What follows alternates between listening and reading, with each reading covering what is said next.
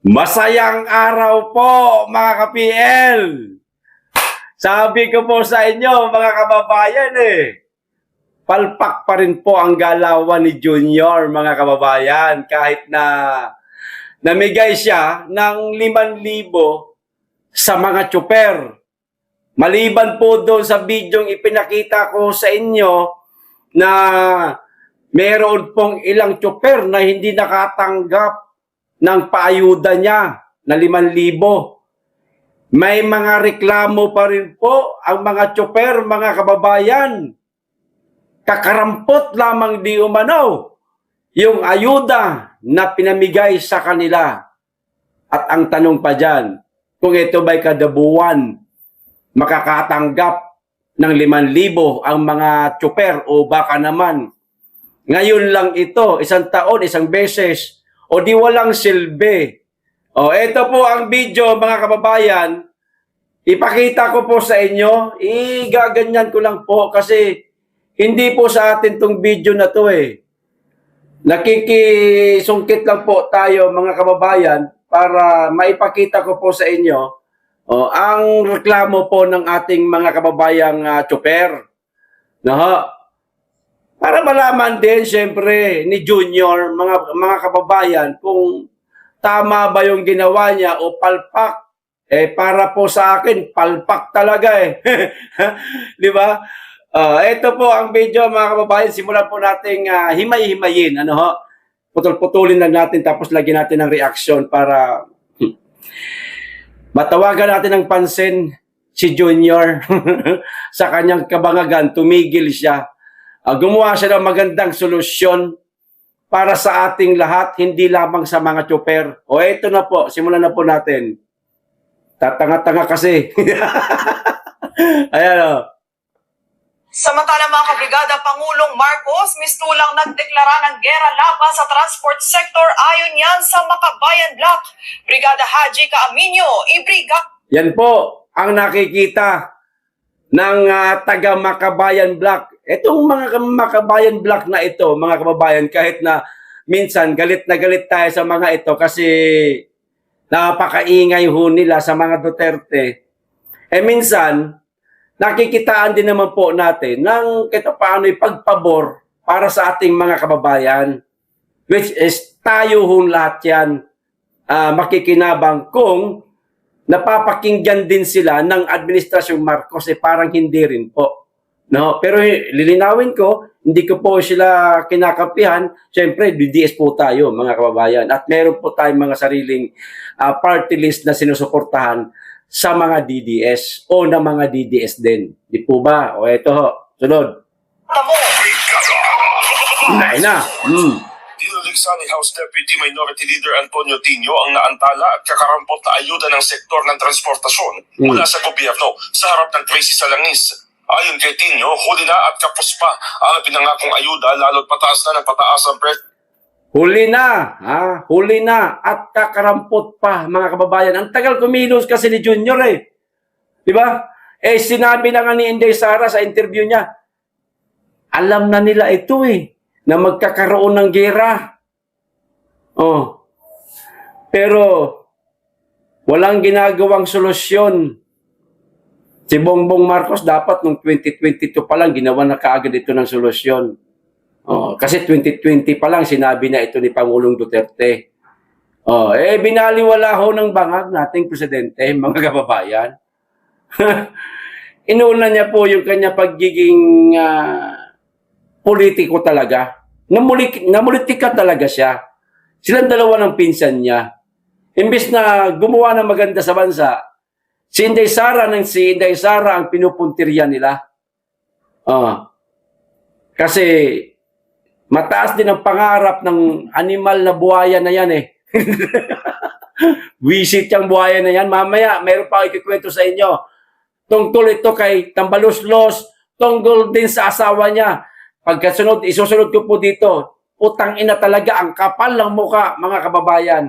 Ito, sunod.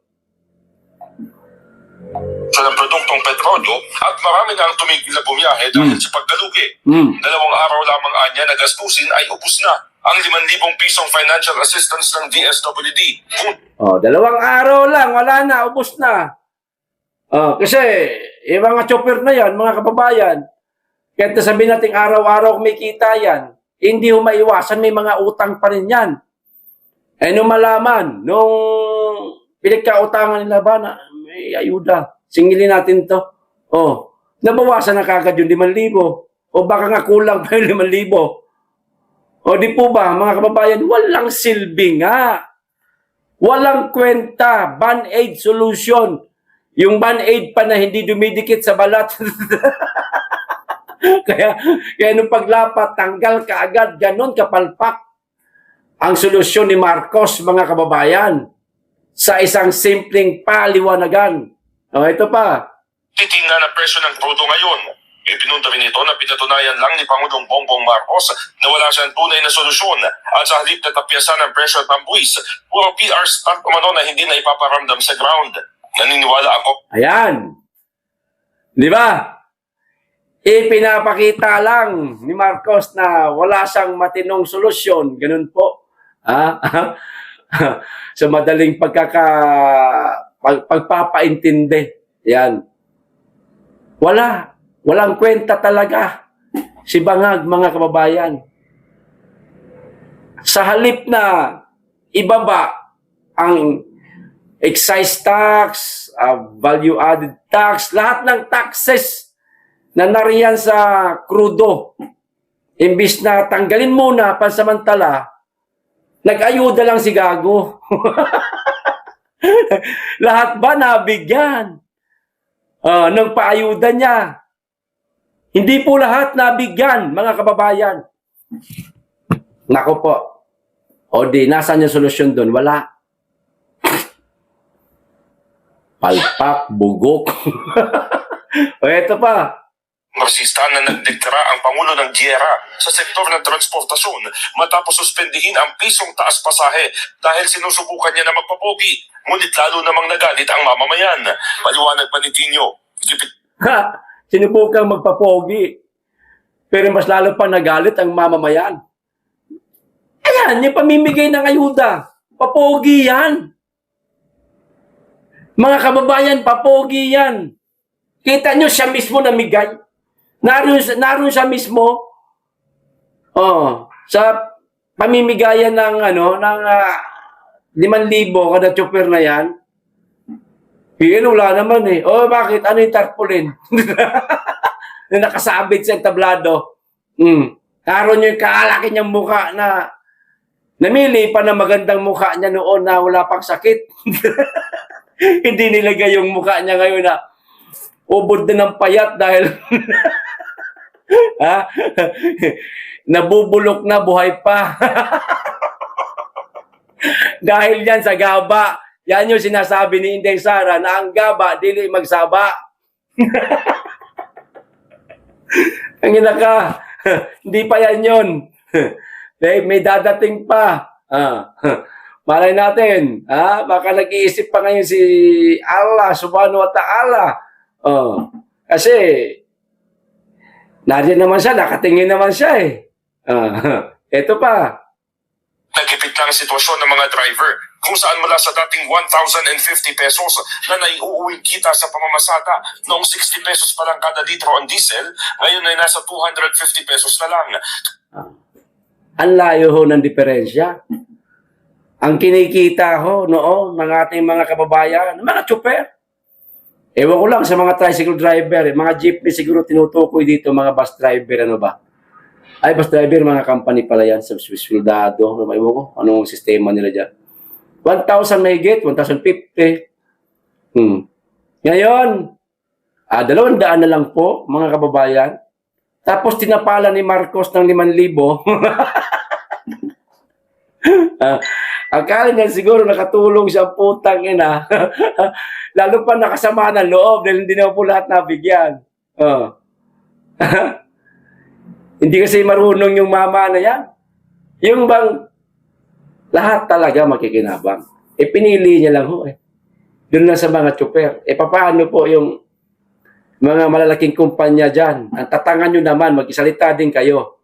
Hindi kayo nagsasalita eh. Ito pa, oh. kahit na 5 beses na mag-round trip sa isang araw. Ang makabuluhan naman ng solusyon ay ang pagbuwag sa excise tax at VAT sa langis, pagbasura sa oil deregulation law at pagpapatigil sa overpricing at profiteering ng oil cartels. Yun! Ang solusyon naroon sa mga nabanggit na yon kanina, mga kababayan. Kalaki po itong mga taxes. Napakarami po. Yan. Hindi niya po kayang gawin yan. Bakit? Okay na ho yan. Naintindihan na po natin. May clean na lang naman po ang video. Hindi niya po kayang gawin yan. Tanggalan ng taxes pansamantala, mga kababayan, yung sa crudo. Yan. Bakit?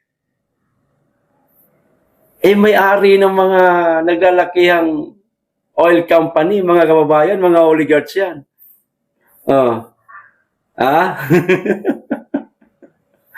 Sa palagay ninyo, mas taas siya sa mga oligarchs o mas taas ang oligarchs kaysa sa kanya? Sakalin siya niyan. Yari siya dyan. Yan yun, mga kababayan. Kaya, mas nanaisin ni Junior, mga kababayan, na magipit tayong mga pobre. Magtiis kayo sa mahal na presyo ng langis. Wala kayong pantay na ayuda, kundi sa mga chopper lang namin ibibigay. Hindi pa lahat nabibigyan.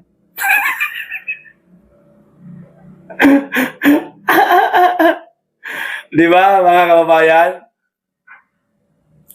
Wala. Malayong malayo kay Tatay Digong, mga kababayan. Gagawa po ako ng kalye survey, mga kababayan, para po sa mga chopper. Bawat terminal pupuntahan ko ho yan, mga kababayan. Tatanungin natin kung nakatulong ba yung 5,000 pesos na pinamigay ni Marcos o hindi. At kung lahat ba sila nabigyan. Antabayanan niyo po yan, mga kababayan. Ipagpatuloy ko na lang po ito. In the heart of changing lives. Tapos na. Sabi sa'yo, in the heart of changing na eh. Tapos na yun, basta ganun. Diba? Sabi ko sa inyo eh, walang silbi yan, mga kababayan eh. Hindi yan yun ang hinahanap ng mga kababayan natin, lalong-lalo ng mga chopper. Isa ho kasi na sa nagpapataas ng presyo. Yung mga taxes na yan, mga kababayan eh. Yan ang pahirap yan. Pahirap. Lalo na ngayon. Hindi nagtaas ang pamasahe. Kita nyo na isip nyo, tama ba ito? Ang pamasahe, sabihin natin, halimbawa, ganito. Yan, 10 piso, kunwari lang. Ayan, 10 piso kunwari. Noon, nung hindi pa nagkagera, hanggang nagkagera, mahal ng langis, mga kababayan. Tapos, ang langis ngayon, mapalo na yata sa 100. Ang crudo, mahigit. Kung di ako nagkakamali. Lugi na ang mga chopper. 10 piso pa rin po ang masahe. 10 piso pa rin po. Ipinigilan niya eh. Oy, mga chopper, tsaka na kayo magtaas ng pasahe. Common sense na lang yan ng mga pasahero. Kung marunong maawa, may puso. Ako, talagang binibigyan ko, mga kababayan eh. Halimbawa, sasakay ako ng taxi. Halimbawa, yung bill ko, 130. O, dagdagan ko ng 50. Kung meron pa akong ibang barya, itutodo ko na. Halos mga 80 din, ibigay ko sa kanya. Makadagdag man lang, ang laking tuwa niyan ng ating mga kababayan. Hindi ho tayo taga-gobyerno eh. Kung taga-gobyerno tayo, baka iniingay na natin ito. Di po ba, mga kababayan, para marinig at matulungan yung ating mga kababayan. Kaya ang ginagawa natin sa ating malit na tinig, dito na lang. Gagawa tayo ng survey, malay mo, baka makita ng gobyerno. Matawagan sila ng pansin, matulungan yung mga chopper na yan. Ah. Ito pa, mga kababayan sa balita, nako, ang kapal ng mukha. 2025 national budget na puno ng insertion yon, mga kababayan. Hindi pa pala tapos ang mga putang ina, mga kababayan. Akala ko tapos na ang mga yawa. Ha? May insertion pa rin po sila, mga kababayan. Oh. Ito po ang balita. Basahin po natin. Ayan o. 6 billion singit budget sa tingog party list ng ESMI ni Martin Romualdez sumingaw, mga kababayan. Meron din palang at singit itong Diyos ko po, insertion, itong asawa ni Romualdez. 6 billion po, hindi po basta-basta. Lumapit sa presidente. Ay, hindi. Presidente, 100 billion eh. Yung sa anak, 50 billion. Pinsan, 6 billion. Ito ang balita. Hinamon ni Navotas City Representative Toby Chancos, si Tingog Party List Representative Jude Asidre na ipaliwanag sa taong bayan kung bakit nagsingit umano ang kanilang partido. Partido nila. Tang ina, kapal na mukha. Kanilang partido ng halos 6 na bilyong piso sa Bicameral Committee ng 2025 General Appropriation Act, mga kababayan. Sagad, siksik, liglig at umaapaw po ang 2025 national budget, mga kababayan. Talagang pinunuho nila ng insertion. Ngayon lang to sumingaw. Itong sa asawa ni Martin Romualdez.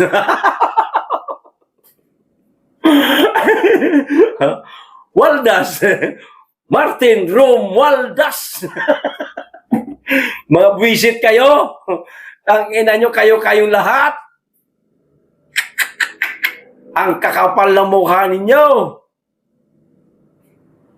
Mula sa tatay sa anak, sa mag-asawa, putang ina. Grabe, mga kababayan. Mahaba pa po ito eh. O hindi na lamang po natin babasahin lahat. Yan na lamang po, mga kababayan. Yun na namang tamang konteksto ang kukunin natin doon. Yung sinabi ni Representative Toby Chanco na ipaliwanag daw dapat ni Jude Asidring itong napakaingay na diponggol na ito. Napakaingay. Na bakit nagsingit ang kanilang partido ng 6 billion. Natameme. Hoy, Jude Asidre, ipaliwanag mo daw to. Tangina, pasok ka ng pasok sa kung saan ka pumapasok ng mga establishmento. Nakikita ka. Nakikita ka, nakukuha na ka ng CCTV. Gala ka ng gala. Kala mo lahat ng lugar, iyo. Ipaliwanag mo daw. Naisingit ko pa yung gala ni Asidre. Singit lang naman po. Bahala na kayo mag-isip dyan. Basta yun na yun. Okay, minsan nabanggit ko na po minsan yan. Mga nakaraang buwan, nabanggit ko na po yan. Ewan ko lang kung naalala ho ninyo. Ayan. Ano na, Asidre, hinahamon ka ni Toby Chanco. Ipaliwanag mo. Kami naman ang magtatanong sa'yo ngayon. Buwa ka ng namuka. Ano na? Asidre, Jude Asidre. Nak ng tuta, Party list ninyo. Pinaghati-hatian nyo na yan. Ano, malabang. Putang ina. Ilan ba kayo sa isang party list? 3 ba yun sila? 4? 3 yata. Ewan ko ba? 1 billion ng billion yung dalawa. Yung meron lang yun meron. Taga-timpla ng kape. Taga-photocopy ng mga dokumento. Yan. Yan naman po ang trabaho ng dalawang yan. Tapos, kahol ng kahol. Yan. Pero yung pinaka-bossing, syempre, 4 billion. Yan. Para patas. Patas. 4 billion versus 2 billion. Judas Sidre! Nak ng tutsa. Antayin namin, pag hindi ka kumibo, nako, sisegundahan ka ni Toby Chanko, sabi niya. Ito pa, isang balita, mga kababayan. Dahil nga sa mga ganyang pag-uugali ng mga galit na galit kay Inday Sara, ito, ramdam na nila sa mismong bayan nila, mga kababayan. Ramdam na nila sa mismong lugar nila, sa kanilang mismo sa kanilang mga constituents na mismong sila pinandidirihan na, inaayawan na, hindi na nirerespeto ng mga kababayan nila kasi sa pagiging kurakot nila. Nagsagawa po ng isang pulong etong si Tambaloslos, mga kababayan. Pero nilangaw. Wala pong pumunta. Di hamak na mas maraming blanco na mga bangko kaysa sa mga nakaupo. Kawawa ang puta. Hindi na pinakikinggan ng mga kababayan niya. Wala na rin suporta sa kanya tao. Iilan na lang ito, yung mga tanga. Hindi naman masabi nating tanga o yung mga walang alam. O baka bigla, baka nga bumili lang to ng suka hinatak lang, pumasok ka, umupo ka rin sandali. Nandyan si Romualdez, pag dili ka muling ko diya, patay ka. Bisaya yan sila, Tagalite. O, lingkod. Paluin pa yung puwet. Pak! Kulit mo ayan. Ito, sabi po ni Tito J. Sonsa. Kita niyo naman po. Ayan. Former House Speaker and late Congressman Ferdinand Martin Gomez Romualdez. Gomez pala ito. Ano ito ni Goma?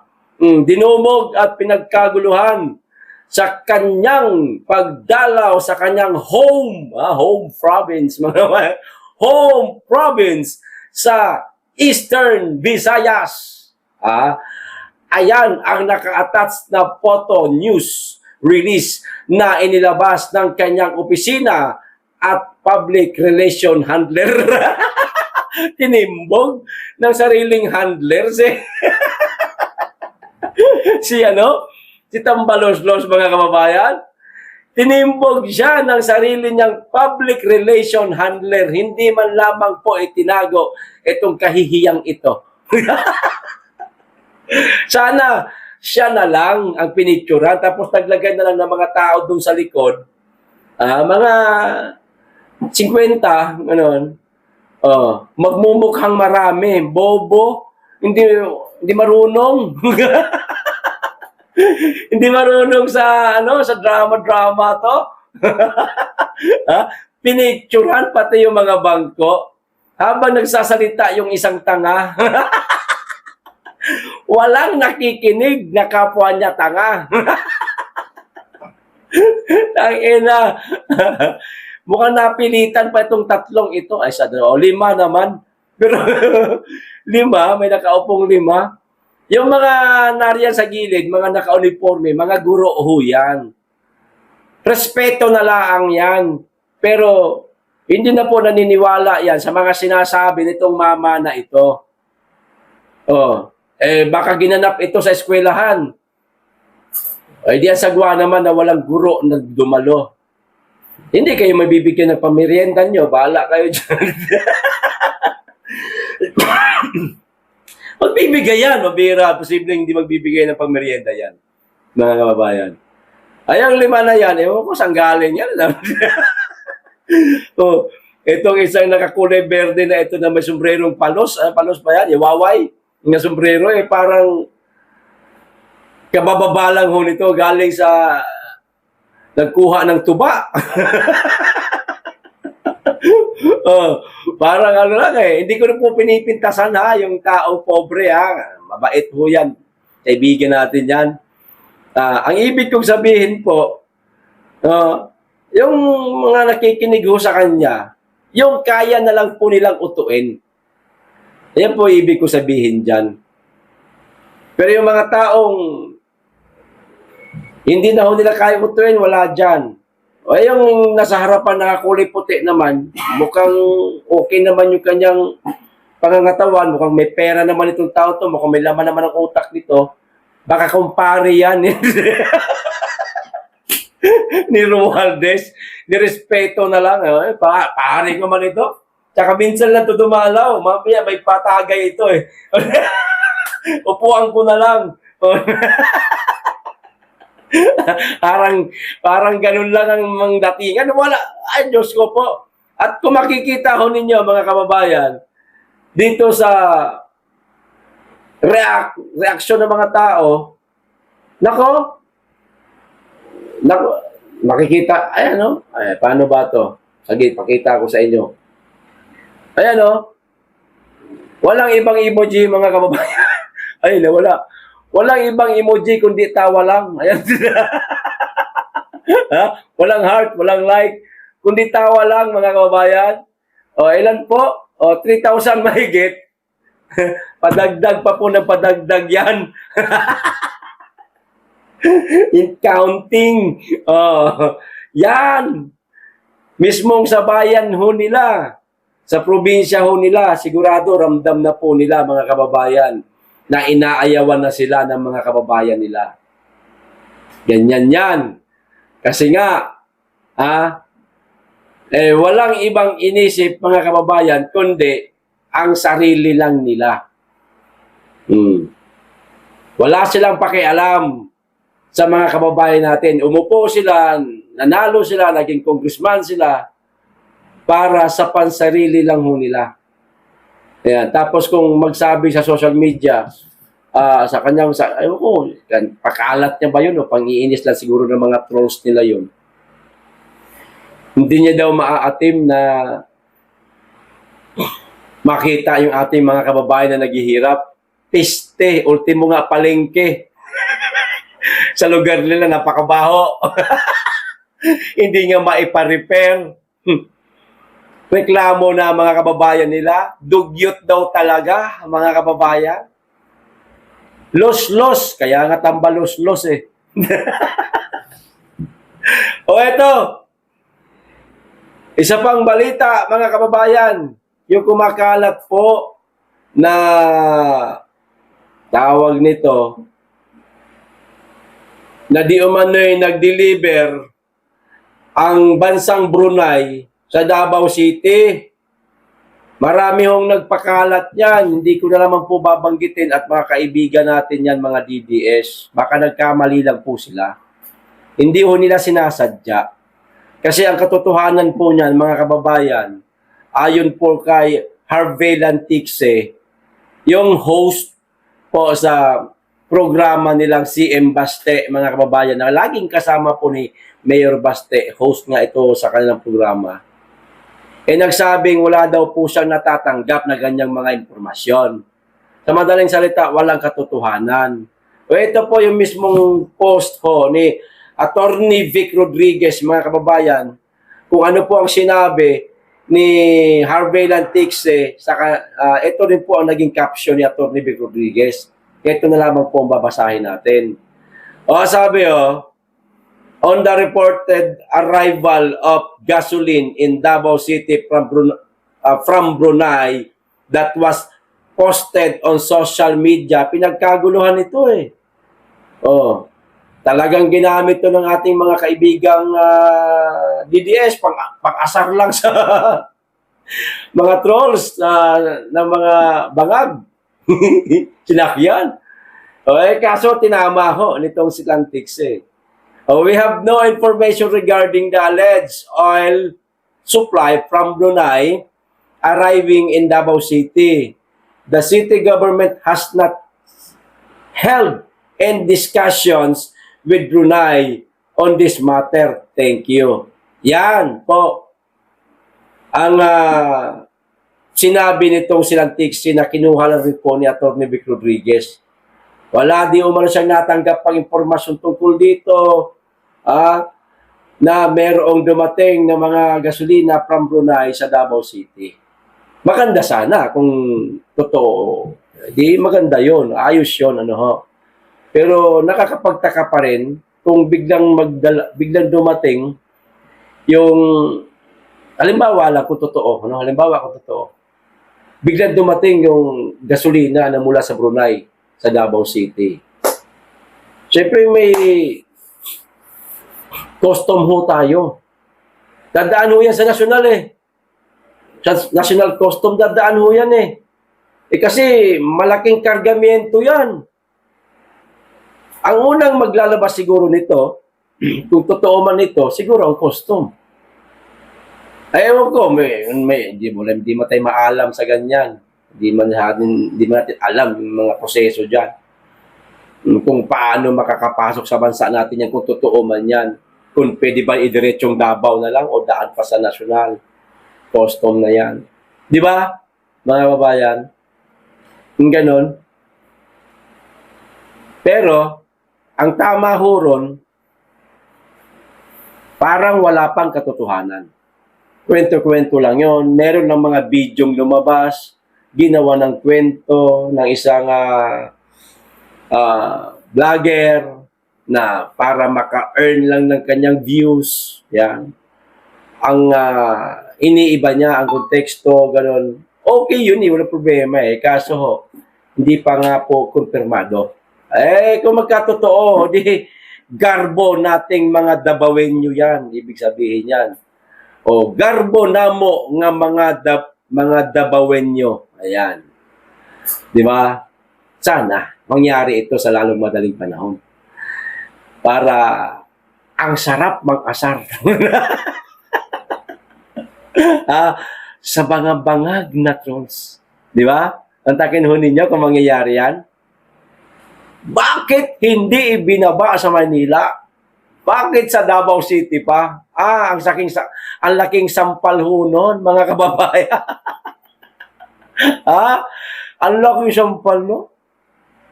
Di ba? So, ang mangyayari niyan, baka ang Davao na ang maging supplier ng langis sa buong Pilipinas. Siyempre, ang Davao, bili ng langis. Brunei lang, sige, bili, damihan nyo pa. Ako na magsusupply sa buong Maynila o sa buong Pilipinas.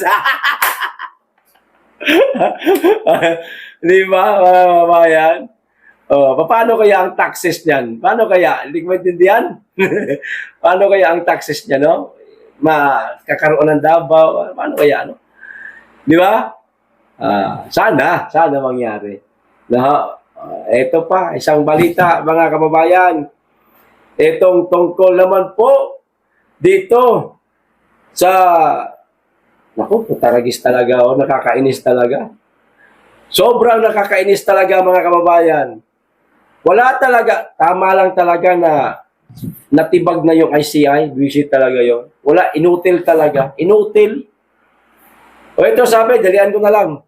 The Independent Commission for Infrastructure found no liability on the part of former House Speaker Martin Romualdez over the flood control anomalies. Tingog Party List Representative Judah Sidre maintained yesterday as he debunked accusation made by Navotas Representative Toby Chanco, mga kababayan.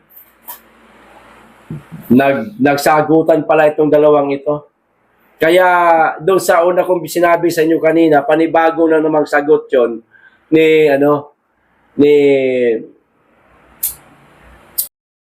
yung tungkol doon sa insertion din sa asawa nitong si Romualdez.